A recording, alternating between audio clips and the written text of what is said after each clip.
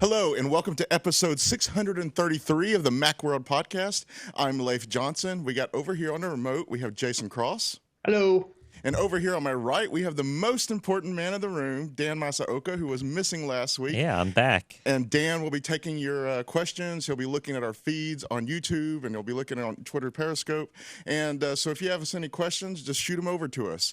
So, if you've been listening for the last couple of weeks, you know that we have been running a giveaway for an 11-inch iPad Pro. We teamed up with AnyTrans. It's a data management tool, migration tool.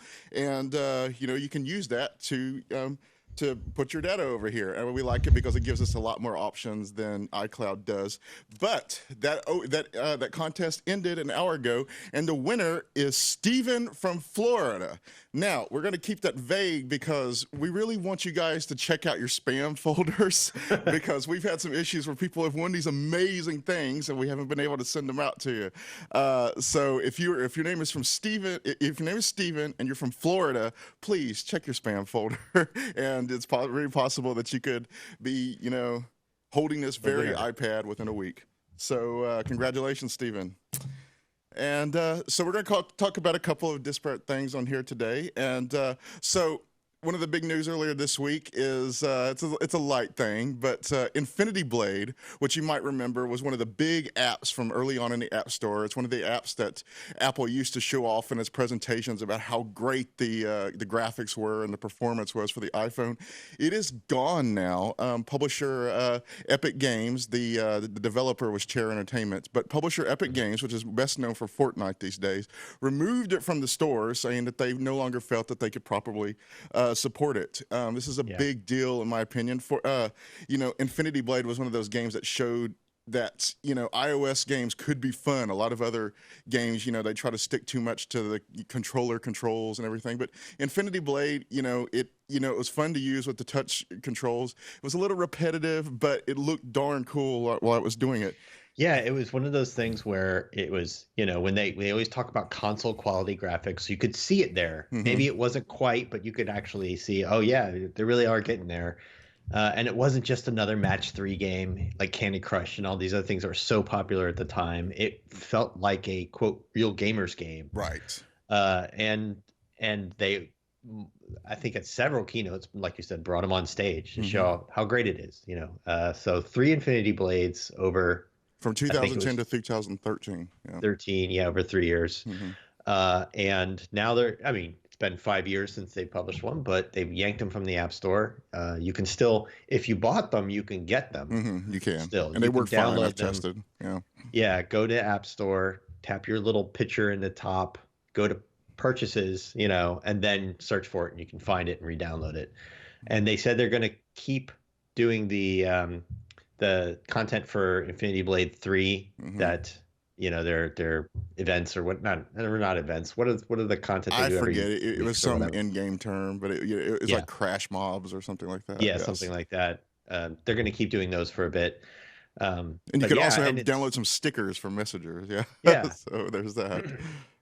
I kind of feel like Apple, like Epic's excuse is a little bit disingenuous. Yes. I mean, they are the developers. They bought Chair in 2008, I believe, or something like that. It was before that Infinity Blade came out.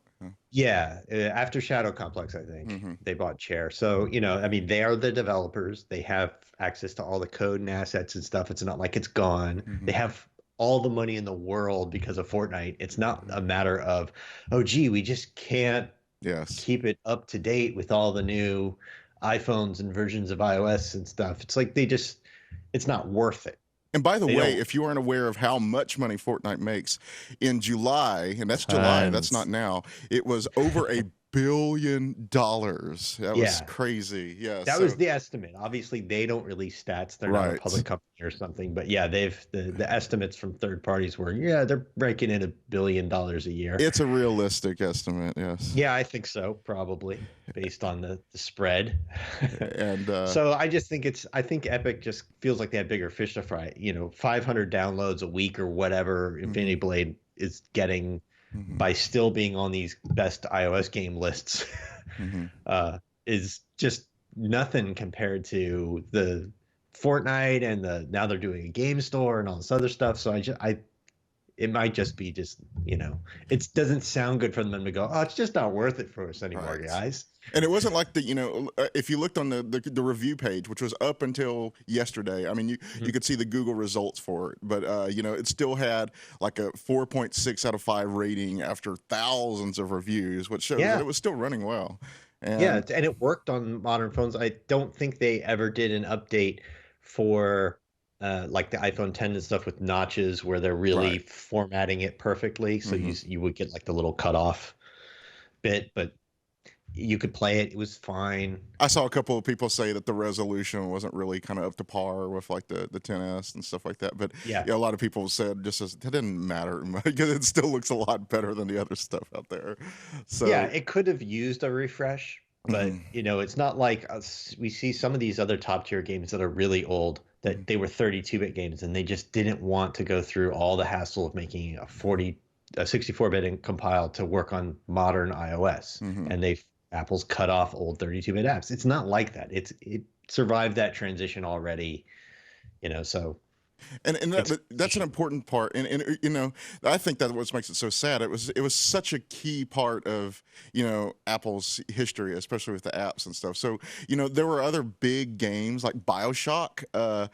2K couldn't. They said they didn't have the resources to fix it with the jump to iOS 9, and so last year, that they announced this in 2015. Last year, it was just kind of in limbo forever. They finally got around to saying, yeah, we're not going to update this. So, and the difference, if you haven't gotten a hint by now, exactly. The difference, though, is that BioShock was always kind of garbage on the iPhone. I mean, it was never really made to be a good touch experience. But this was, Infinity Blade from the start, and there's no real replacement for it. I think a lot of people were looking for Blades, from why is my Bethesda, brain blanking on Blades? Bethesda? Yes.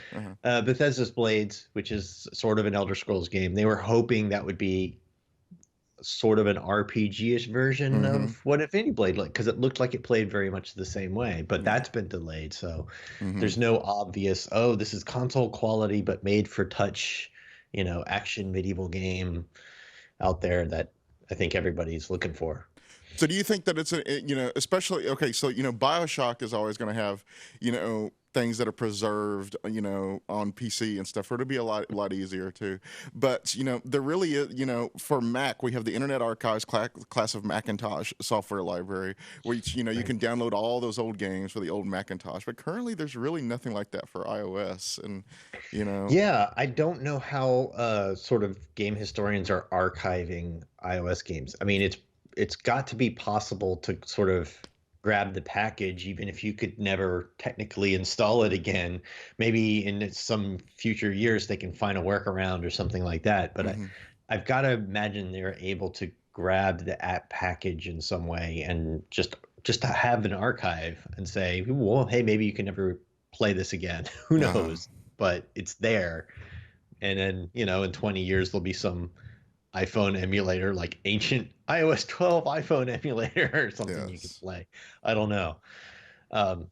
It's kind of an issue when something only ever exists in one place and can be disappeared from that without like an accessible backup. You can't go to the file system on your iPhone and grab all that data and zip it up and put it on a hard drive somewhere. As a regular user, you can't do that. It's not like a Steam game or something like that.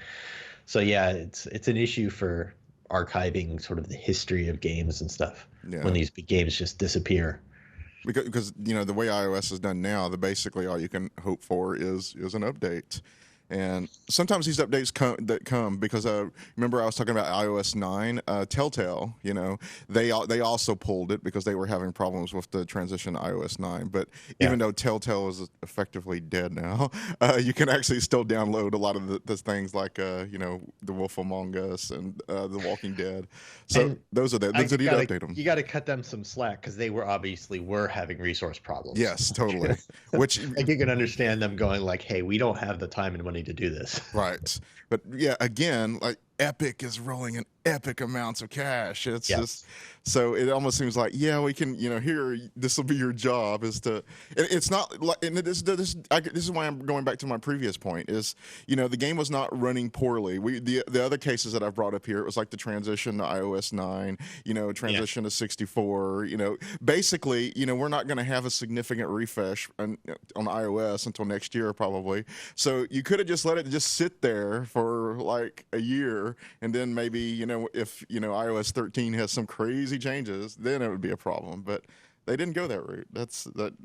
I find that I can't imagine it would have taken a lot of development effort just to kind of get it tweaked for the new screen resolutions of the iPhone 10 and 10s and 10R and the notch and stuff, just to sort of tune the view port and change the resolution. Do you know if the original Field Runners is on? I don't. It's still there. Was another. Yeah, is it? Yeah, that was what I was wondering, because that was another really big one, when Seminal. The iPhone first came out. So it's still was there. On everybody's best best games list. Yes. I was surprised to notice it did not have an editor's choice, though, but considering how key it used to be. But yeah, another issue that I think is very important to an Apple discussion, though, is that Epic also recently made its own game store for PC, and I believe it carries on over to Mac too. And a lot of that was to get around Steam, because Steam charges a 30% cut. They recently reworked that a bit, but especially for smaller developers, it's still 30%. Yeah, it's reworked for big developers. You Yes. have to sell a lot to get a cut. Your cut reduced. Yeah. So basically, that's the same cut Apple takes, and and I believe it's important. Microsoft on the Xbox Store and Sony, and so that's kind of become the standard for these very vertically integrated stores. Yeah. But that was.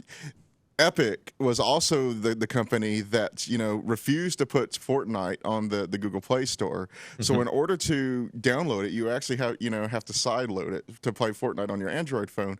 And it's funny, if you run a search for that, there's all kind of make sure you're downloading the proper one, and there's all these safety concerns. So there's some dangers in trying to work around the store like that. And so is the idea that they're out of spite, sort of, that they maybe pulled these down because they're like, we're not down with this 30% cut? I don't really think if they get spite, it's like they have this noble idea of how they should be doing things, because I believe what it is, they take a 12% cut from developers, and so that's a big difference. But they have the cash to do that, so it's you gotta wonder why they didn't. I mean, the bigger statement would be pulling Fortnite, but that's, who knows how much money they make on Fortnite, like on iOS, right? So, and I know a lot of people, I was surprised by this. A lot of people actually just play Fortnite on their iPhone. And, when I first started playing it, I was like, wow, this works really well. And I was like, well, I'm going to forget about it. No, I actually know a lot of people that just play Fortnite on their iPhone. It's kind of crazy. And that shows just how well that is. And but I would say I don't know. It just, the way that they worked around it is like, you will see, Infinity Blade in cool places. So what they did is they put the Infinity Blade, the actual sword, in Fortnite, which it's so cynical. It's so stereotypical. That's not what people wanted. When you said that, people were hoping the game would show up somewhere, not that you would take the actual sword and stick it in your super successful game that everybody's already knocking you for, like dumping everything for Fortnite, dropping all your other projects. And now they just kind of twist the knife. The one thing that I'm pretty sure that we never have to worry about, though, with Fortnite, is that it was sharing the location data. Matter of fact, a recent report from the New York Times reported that a lot of apps were, we know that a lot of our apps were sharing location data. But the thing is this data was really precise. And the reason I'm bringing it up, I'm making a segue, there was even a game called Masha and the Bear, which shared the same location data that you would probably expect to find from, like, transportation apps. One of the big culprits which was the Weather Channel and Weather Bug. And this data collection was so precise that, you know, even though it is technically anonymous, by following, you know, the trails, you know, you could see you could figure out exactly who the person is, what the routines anonymous, are. but a person's location, they keep going to the same house every day. Yes. And then they keep going to the same school every day. And you can look at public records and quite easily figure out, well, who lives at that, like who owns that house, who goes to that school or teaches at that school. Like, it's not too hard to piece together anonymous bits of data to make it personal. And then find out, oh, and they also went to the doctor for this time, or a specialist for this kind of thing, or, you know, and really learn things about them that they wouldn't have wanted to share. All they wanted was, oh, I want to know what the weather is in my area, so I turned on location sharing. Yes. Like location for my app. Like, the thing I don't think a lot of people really appreciate that the New York Times article really made clear is it's not just that these apps are getting a lot of your data, it's that they're then selling it, or even sometimes giving it away to 20, 30, 40 other companies per app. Like, for advertising. Sometimes for advertising, sometimes literally they're just selling your data to other people who want to collect aggregate location data for other projects. Like, it's so Apple has better controls than almost anyone for managing your location. But once you turn it on for an app, even for a legitimate reason, like, oh, my sports app wants my location so it knows what my local teams are. Okay. You don't have any control once that company gets your location data. Like, nothing Apple does can stop the owner of that app from taking the location data they grab, collecting it, and doing whatever they want with it, selling it, analyzing it, whatever they're doing. And it's way more pervasive than I think most people realize. So I'm curious then, what do you think is the solution, or do you have any like recommendations for what people should be doing? Well, the good thing is that Apple, you know, basically every time you install an app, and you know, it asks you, do you want, you know, to share your location with this? It's off by default. Yes, and the nice thing is, I was happy to see, because you know, the New York Times said you will be surprised that some of these are sharing it. Almost all of mine are set to while using, which was what I chose at the beginning. So the recommendation we can do for people who have iPhones is go to settings, privacy, which is like the hand, talk to the hand, and then location services, and you'll see a list of all your apps that have you can turn off location sharing globally, but a lot of your apps will break. But you can go down through all your list of apps, and you'll be able to change them from always share my location with this app, share my location only when I'm using the app, or turn it off for this app. And it's probably a good idea for almost every app to be just set to while using, unless it's an app whose purpose is to track your location, like you're sharing your location with your spouse or something like that. Just make it while using, and that will give them. It still won't stop them from getting your location data and managing it and selling it and doing whatever, but they'll have so much less of it only while you're checking the weather, only while you're checking your sports scores, whatever. And that's not going to be as easy to get a picture of like who you are and what you're doing and what's going on in your life. Do you also know if they, you know, if you have a lot of them set to always, does that affect the battery life? It used to be a really big thing. It used to be one of those things that everybody said, "Oh, turn that off." I don't really think it does anymore, because your iPhone itself is getting location data all the time, and those apps just pull from the API that gets your. They're not like those apps don't have to become active to get that. What they're doing is they're just periodically kind of waking up and sending packets of data.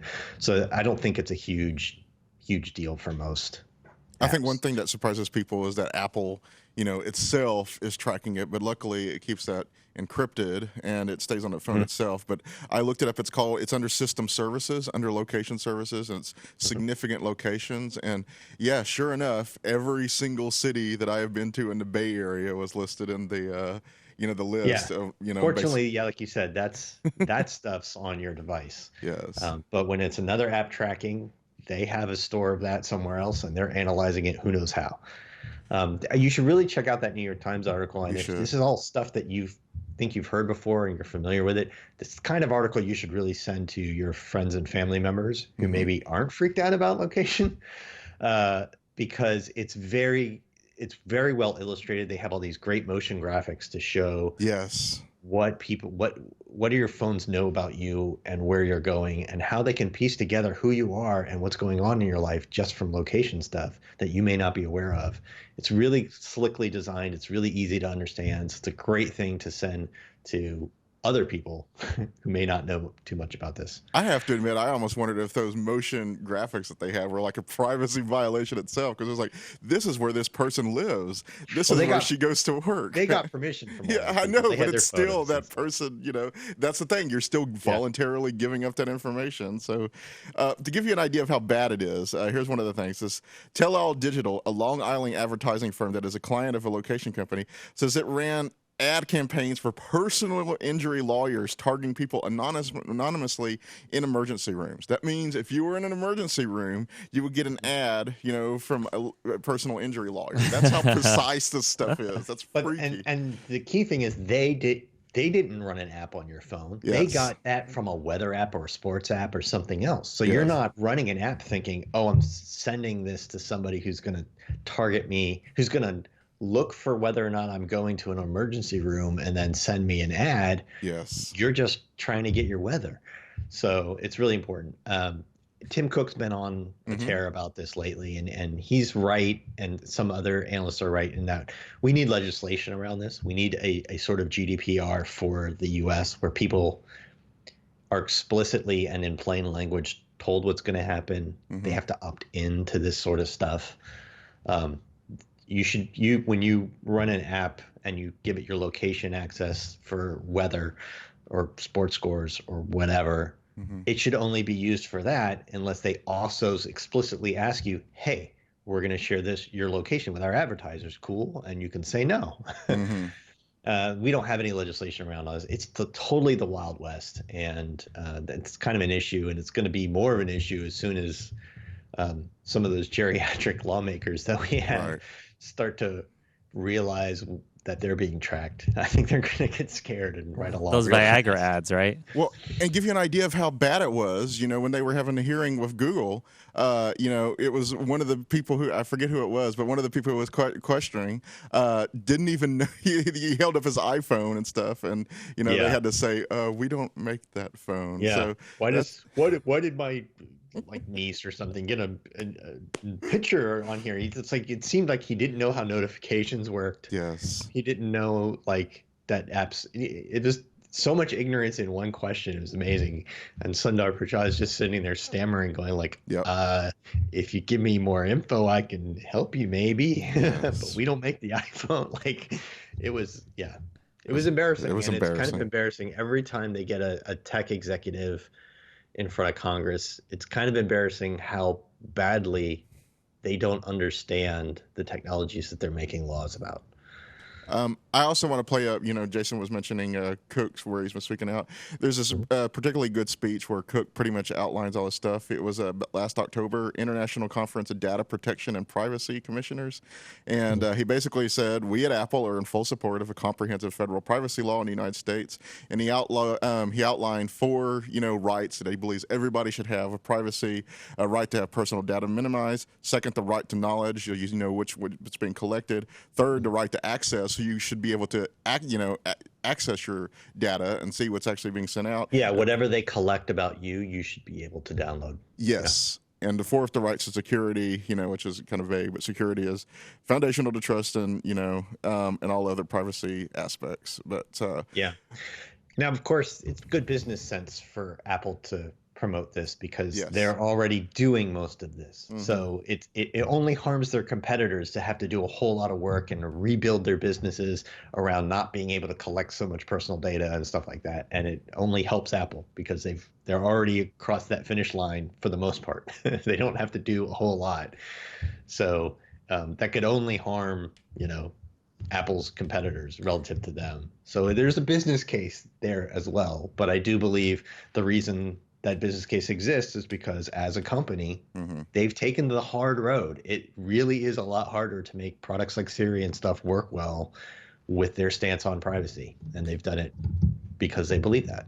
So there's a comment on Twitter Okay. from 2Bookit that says, the hearing felt like I was answering questions at the Geek Squad desk. Oh yes, yes, gosh, Yep. totally. And then I have a question about kind of Apple's apps, because I'm just looking through my phone right now at what's sharing what. Uh-huh. And I'm, like I had weather set as always because I'm like, oh, it's just nice to kind of, I mean, I keep it set to like always, if it's an Apple app, are they, sharing anything? Well, They- there's the bit that I was telling you about where they, they do keep it on your phone and stuff, Yeah. but it's, that they say, sorry, says, that it stays encrypted and it doesn't go out. And There's certain types of location data that Apple does get anonymously and in aggregate. Yes. Like to know that traffic is bad and stuff like that. So Yeah. when it detects your driving, it actually breaks up your drive into segments. It eliminates the start and end point, so it doesn't actually even know where you came from or went to. And then it sort of takes those chunks and randomly adds them all together, so it just knows little segments of your journey. So it's just like an iPhone over here during this piece of highway started going slower, and that way it can know what the traffic is.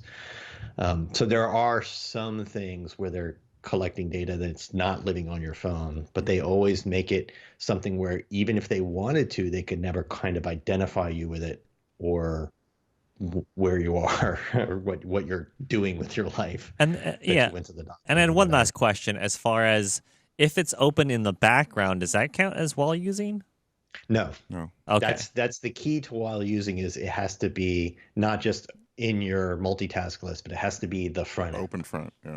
And I see that sometimes when I switch back to it, you'll see, the location data or something, like in dark sky or something, automatically update to what you're seeing. Yeah, you'll see it like take a second and Okay. update. Yep. To give you an idea of how much better off you are doing with Apple, the New York Times report, again, you should really read this report. The code where I told you that it sent it off to, advertisers and everything else, it would send it, out of 20 apps that they tracked, they found that information was going to 75 different companies. But Android apps had 1,200 apps running that code, whereas iOS only had around 200. So that's a significant difference if you're on iOS. There's still popular apps though. Things like Yes. WeatherBug and stuff are huge. So And and I do think that points to the strength of Apple's vetting process, though, when they allow it. And I know Android recently, made some, changes where you were only allowed to collect data a few times an hour as opposed to, collecting it constantly, which used to be allowed. So yeah, I think that's as much about battery life as anything else. But that's yeah, true. it's true. But generally, I'm not worried. I know that some people go as crazy as to get something that they call a Faraday bag, which it's it's basically a bag that's lined with conductive metal that keeps Yeah, it's like a little silvery Ziploc bag. They're really, if you want to ever buy them, they're cheap. $32 is the one I saw. Yeah. You can get them. You can get stacks of them for like $1 a Oh, bag. really? Wow. Yeah, if you keep looking, they're really pretty cheap. If you just shop around, and yeah, you throw your phone in there, and it basically no wireless signals will come and go through the bag. Yeah. To give you an idea of, one thing that they're often used for is police departments. If they find a phone at the scene of a crime, they put it in that bag so somebody can't remotely, turn off the They phone. or should. something like A that. lot of police departments don't know Interesting. what they're doing, They but yeah, should. they should. If they've got a phone they collect as evidence, the first thing they should do is put it in a Faraday bag. Yes. So that would be. Yeah. And do you know if they have rooms or something that also provide that same effect where they could I would think that they would have a Faraday cage in evidence rooms these days, That but would you know make how police sense. departments like updating police departments and getting local funding to do stuff like this. It's not always cheap, so who knows? Let's see. At the very least, you could buy a pack of 100 Faraday bags for something like $200 and Wow. make sure every cruiser's got one or two of them in them. And what's it we're gonna say? David Masala on YouTube says, my iPhone knows my schedule. It lets me know what traffic is on certain daily or weekly destination. It tells me how long it takes to get to work every morning and knows where I go every Tuesday. And like that's always been like, oh, it's like that's great because it's like it's predicting all these things for you. Yeah. I'm curious, how creepy do you guys think it's gotten? In the case of the iPhone, it's not at all because Apple doesn't know any of that. That Mhm. all lives on your phone encrypted, and they can't, like, Apple has no idea where you go on Tuesday. And this is That why Apple all pushes that back so far prediction. against like the FBI and stuff like that, because that's why it's Yeah, so important to unlock a phone. Yeah. predicting like, oh, you go here every Tuesday, I'm gonna pop up a thing for maps for directions there, or tell you when it's time to leave. All that happens on your phone. Hmm. It's not happening in a cloud somewhere and then being pushed down to you and stuff. So So you're there's not creeped. You're not creeped out at all. no, I'm not creeped out about from the Apple services. There are, Right. if I Yeah. was using other services, you put Google Maps on your iPhone, which you may do, Yeah. and I like it and stuff. Then location data is going somewhere else. I can log into Google Maps on the web and see my location history and stuff. Yeah. I mean, it's there. And like when I have a friend who recently switched over from an iPhone to an Android phone. I think it was the Pixel, and he was saying that he was annoyed by every time he would go into a restaurant. When he would walk out, he would get a notification. How was your experience at this restaurant? And that gives you Right. an idea how big. And when I use Google Maps on my iPhone, I get the same thing because it was like, how was your bus ride on the 37 bus today? Was it crowded and stuff? And so it gives you an idea. And that's I don't really do anything. Maybe if I did some more sketchy things, I'd be a little bit worried, but it doesn't really bother me. I love some things, where go to the movie theater. That's more of a calendar thing. But it Yeah. says, do you want to put your phone in do not disturb mode? And like, okay, yeah. Yeah. So, And again, that's Apple doesn't know you went to the movies. That's just all on your phone. So that's yes. that's the way to do it when you can. Mhm. But there is some benefit to Google collecting all that data, because when you go look and you go like, oh, the bus is packed this time of day, they know that because they've been tracking people. Yes. They know how busy that restaurant is on a Tuesday at 6, because they've seen all the Tuesdays at 6s from everyone with an Android phone going in that restaurant. And I got to say, when I do the Google Maps, when it asks me how crowded it is, I usually volunteer that information. Yeah. And so, I'm participating in it myself. So, The bigger worry for me, and I don't think Google themselves does this, but would be them selling that data to other companies and yes. stuff. Who knows what with it. And yeah, it's when you start getting those really, Facebook is a prime example of that. When you start getting these really creepily targeted ads, and it's from conversations that you thought were private and stuff, and it's like This that's is the why I only deleted way. my Facebook account. I feel like I still need it. That's yeah, and I want to give it up. Yeah, everybody feels that way. They're like, oh, they keep doing all these bad things, but I feel like I need it. And I have one, I have it when it was still just limited to like 6 schools, and so my account's really old, and so I feel Yeah. like I don't want to. Yeah, I gave up 100,000 followers. I just said, you know Oh what? Nope, God. they don't need it. I would recommend. A lot of people recommend don't use the Facebook app. If you have Facebook on your phone, just go to Facebook on the web, Makes in the sense. web browser, because at least you have tracking cookie prevention and stuff like that, and they don't have as many permissions that they can ask you for. So unless you're deliberately doing things on Facebook on your phone where you need location tracking or access to the microphone or something like that, just use the web page. Yeah, a lot of people I know, basically aside from family, believe it or not, a Messenger is the main reason I know a lot of people still use Facebook. Yeah. So, there are people I know that never interact with their page, but they still use Messenger a lot. So that's how I get a lot of contacts from people. But I'm not that worried about it on a daily basis, but I could see where it could get out of hand, and I'd be, if I, the thing I'm afraid of, where it starts getting paranoid, is that information being used against me, and because it looks like I was at a certain place, and I was like, I was actually next door or something. I think people just have a right to know, and I think the vast majority of people have absolutely. I mean, yeah, they're like, yeah, I know. I said to get my data. I don't think they have any idea how many companies and people, and how detailed it is, and how much they can figure out about you from just your location data. And if they knew, they would flip out. Well, one of the things, this is a really horrible transition. So Don't worry about it. Just dive into the next Yeah. topic. Next So- topic. Okay, so as you can see, I'm getting kind of frazzled out because we're getting approaching the end of the year, and I'm ready for a vacation. But this is a good time to start looking for holiday gifts for other people. So yesterday we did a poll on Twitter asking, what would be the best holiday gifts for Apple fans, and let's say we asked, what Apple product would you most like to see as a holiday gift? And so this didn't really surprise me, but And to be clear, we weren't doing any of the big ticket items No. like we kept no, iPhones, iPads off. iPad Pro Mm-hmm. or our new Mac or something like that. We were keeping it to the sort of accessory secondary items. Yeah, so something that you, to me, are realistically going to give as a gift, as opposed to, hey, friend, I see every 3 months. Here's an iMac. I mean, even so, there's still several $100s in some cases. But hey, it's true. it's not like here's $1,000 phone. buddy. Yeah. I didn't hear about this poll yet, so I'm curious to see the results. Let's see if I'm surprised. Okay, so the results. What Apple product would you most like to receive as a holiday gift? A whopping 50% said an Apple Watch Series 4. Okay. And following behind that was the AirPods at 24%.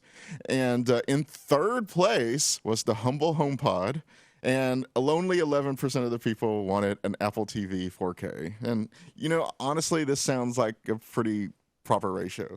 That would be what I would be I was interested in. a little bit surprised that HomePod beat Apple TV, but I think a lot of people may already have other ways that they get their streaming services, Yes. and they're not concerned about it until Apple launches all these shows they're working on. The Apple TV Like, if always they- seems superfluous to me. I can never convince myself to buy it. I appreciate it, but maybe I don't You watch know, TV it's a- as much as other people. Yeah. If you have a 4K TV, it's a great 4K TV box. Uh-huh. It's one of the few that does HDR10 and Dolby Vision and Dolby Atmos sound and all this, but there's no all the streaming services run on everything. So Yeah. unless you have a lot of iTunes movies you bought Mhm. on iTunes, then that's the only way you can get them on a streaming box. So Other than that, everything's everywhere else. I wonder if it's because so many people I think already have AirPods and they may not have the watch. I wonder how much of that is if they didn't have either, what would they choose? You know what I mean? Yeah, and I think there's more reason to upgrade. Like some people may have an old watch Yeah. and they want a Series 4. Yes. There is no upgrade to the AirPods yet. Like it's you have it or you don't. You have a Series 4. Have you been enjoying it? I do. I love it. Mhm. It was it's a big upgrade from the 3, but it was an enormous upgrade from the 2, which is what I had before, Mhm. the Series 2. Yeah, they made a massive leap with the Series 4. See, I've said this before, but I have a Series 3, and I haven't quite felt, the pull to upgrade It's- it. And I can it's still get a lot hard. of money for it. Yeah. I know they updated, they raised the price and stuff, and it's just really hard to pull that trigger if you have a 3. I'd say if anyone has a 2 or earlier, it's totally worth it. But if you've got a 3, it's like, Mhm. do I really need the better screen for like $400? And yeah, I do it's love some of tough. those watch faces, but that's not enough to convince me to, plug Yeah. in all that cash for a few cool watch faces.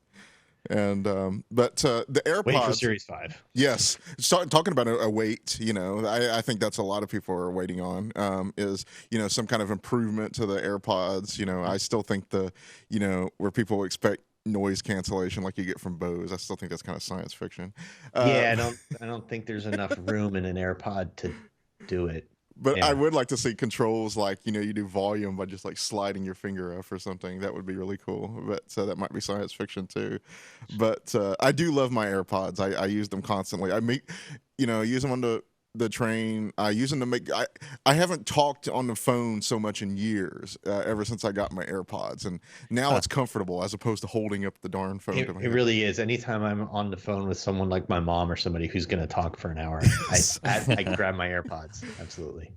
And here's okay. So I was thinking about getting some AirPods for my dad. He's really hard of hearing. So not only that, but they also have that live listen feature, where it kind of turns them into makeshift hearing aids. But it's one of those things where I'm sorry, Dad. He's so old, and I sort of wonder how easy he would find to use them. And that's one of the things that's been kind of holding me back. I would say there's no wireless earbuds that are easier. Yes, I Like know. you don't ever have to like press a button to turn them on, or it's easier to pair than anything else out there and stuff. So I think if he can't do AirPods, he's not gonna be able to do any Wow. any wireless headphones. Like So- that's as easy as it gets. So You're okay, gonna have to walk him through the live listen thing, but other than that, yes. now I still haven't bought my wife a gift yet. She does not have AirPods or an Apple Watch. Okay. What would you think is a better gift? is she into fitness? Does Uh, she like go work out and stuff? Or somewhat, run yeah, or yeah, anything like that? yeah. The Apple Watch has a lot more utility. It's useful for a lot of things, but if you work out, it's so much more useful than if you don't. If you just one of those people who's just I never exercise, I don't plan to, then it's just like a way to get higher priority notifications like on your wrist, Exactly. And Jason and I just the other day were talking about, like must-have apps for the Apple Watch, Yeah. and we were both talking about to just press record, which as writers is an easy way for us to take notes. And after that, start getting like, Yeah, I mean, there's some cool stuff. It's cool to check the weather, but without pulling out your phone and stuff. I mean, it's cool, but it's not, well, $400 is cool. But if you work out, all the exercise tracking and fitness tracking and stuff like that, Yes. it's really next level. And then it starts to be really worth the money. And then the other thing is like, how much does she listen to music? Yeah. Like AirPods are definitely a lot cheaper than an Apple Watch. And everyone loves them. So if she's the kind of person who like puts headphones in all the time, Microphones are good. I love the case even with the little snap. It's so satisfying to close that thing. And the HomePod, here's an important point. The HomePod lately from B&H, I think Target, we've been seeing some sales that are cutting off as much as $100 off of that thing. So that brings it down to like $249, which to me is a more reasonable price for what it is.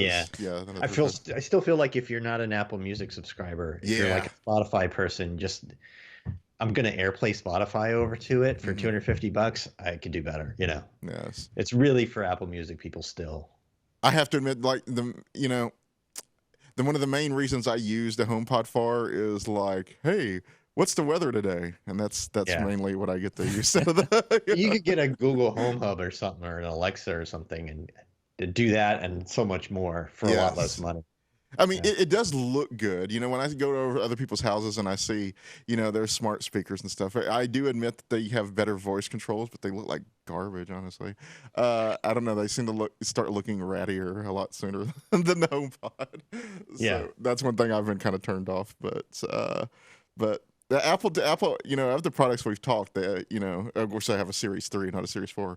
The Apple TV 4K is the only one I do not personally have in my house. And I think if you're the kind of person who, like I said, doesn't have a ton of stuff from iTunes, because that's the only way to get that stuff on your TV, then don't worry about it until Apple launches all these TV shows. If they launch all these TV shows, that they're working on, and you can only see those on an Apple TV, then worry about that, because it's way more expensive than most other streaming devices. So here's one for you. Let's go a little bit bigger. If, we're talking about the bigger stuff. If you wanted to give someone, say, the new MacBook Air or one of the new iPad Pros, what would you give that person? What would you give? That's tough. I think the iPad Pro is a better product, but it's like it all really depends on what this person is going to use it for, what they need. This person needs a new computer. I'd rather get them a MacBook Air than an iPad Pro and a keyboard and a pencil and a yada yada. Yeah. But and does this person like to draw? Is this person concerned with a media consumption device? Do they want something they can basically watch TV or give to their kid to watch shows and stuff like that? So I think it depends on use case. I think that's one thing people forget, about the iPad, and sometimes I forget about it until I start writing about it, is, you have all these, peripherals that you got to worry about, either a case or a sleeve or the pencil Starting itself. at $800, but then $250 worth of stuff you got to get. Yeah, and whereas a MacBook, you just close it and you're done, basically. So that's nice. So, it's almost like at my point, the older a person is, the more I'm more inclined to give them an iPad Pro. I'm starting to sound ageist anyway, but that's my experience with my family. I got my dad an iPad, and he loves it. He used to just brick PCs and stuff all the time because he would accidentally download viruses and stuff, and that's something you really don't have to worry about with Apple. So that has been the greatest thing, and he's pretty hard on it too, and it's just kept on kicking. So that's a good one. So do we have any hot takes or anything from the audience? There was a couple questions earlier, and one was, what's your favorite iPad Pro handwriting app? Mm-hmm. Go ahead and answer that one. I'm still, there are some apps that do some really cool things. CardFlow is one of my favorite outlining apps where you can use it to like rearrange index cards. And I wish they had something like that on the iPhone, honestly. But it's so nice because it makes it a lot faster process than what you have with, like a regular outlining app. But as far as the writing experience, I still go back to Notability because other apps have really cool ideas, but Notability actually feels like writing with a pen. And I believe that's important because with other ones, you have to slow down too much. And I don't think that's really good. So I still go for Notability. Notability, not only does it feel nice, but you can also add lines to it. It's really easy to, circle things and move them around. It's really easy to erase. It works beautifully with that new, where you can, double tap to switch between the eraser and the pencil.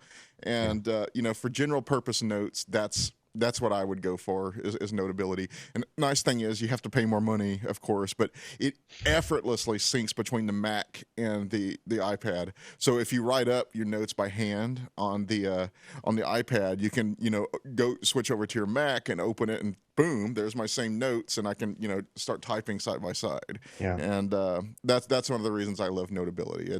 And honestly, Apple's Notes app is not bad. Yeah. And you can't do things like, really change the thickness, and if you want a customization and stuff, that's it's limited, and it's still an app that's really kind of built around keyboard input, like typing. The really cool thing though is the ability just to tap the screen and you can start making a note. With your the new Apple Pencil. Pro, just tap the screen, start making a note. That's going to go in your notes. It's going to sync on iCloud. It'll be on your Mac. It'll be Yeah, that's the benefit. But if I were to go with one note-taking app, I would definitely be Notability. Customization, fluidity of the pencil, it's a pretty wonderful thing. And that syncing, that for me especially, that is very. Oh, and it also works with the iPhone too. So you can have all your handwritten notes. You can see them all immediately on the the Mac, the iPhone, and the iPad. And that's pretty amazing. But that would be definitely what I would go for. So just as a reminder, Steven from Florida, yes, you won. Check your email. Check your email. Yes. Check your spam folder. You won an 11-inch, 64 gigabyte space gray iPad Pro. That's a nice Christmas gift. It is a nice Christmas gift. It's this is actually nicer than anything else we have listed here. So congratulations. And I've been using a 12.9 inch, but I've heard from a lot of people that this is like the perfect size. And, and I can honestly believe that. And especially if you're going to be taking notes, drawing or something, it's a good size. And I can, just holding it and feeling it, I can tell that. But once again, congratulations. This has been episode 633 of the Macworld Podcast. We've been kind of, a little smaller than usual, just been me and Jason Cross. Thank you. And there's me, and then there's Dan Masaoka. Yeah, you forgot about me. And I didn't forget about you. I was getting to you. So, will we be on next week? I think so. I think we're going to do next week, and then we'll be off for the holidays. Okay, so yes, we have one more coming, and hopefully Roman will be back. I can't remember if Steven from Florida actually entered the Wolverine code in order to, for an extra chance to win his iPad Pro. But yes, we had thrown that in there. So once again, I'm Leif Johnson, and we'll see you next week. Thank you.